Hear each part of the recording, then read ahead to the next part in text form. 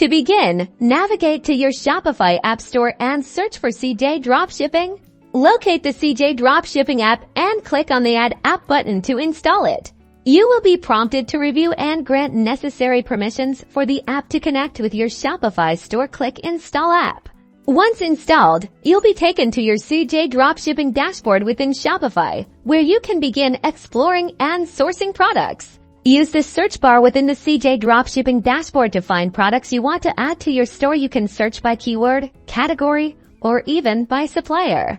When you find a product you like, simply click on it to view its details. Then, click the List Product button to add it to your Shopify store.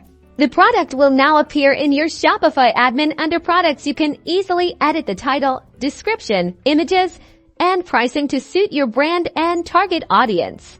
With just a few clicks, your products are seamlessly integrated and ready for your customers to purchase. This integration streamlines your dropshipping process, allowing you to focus on growing your business.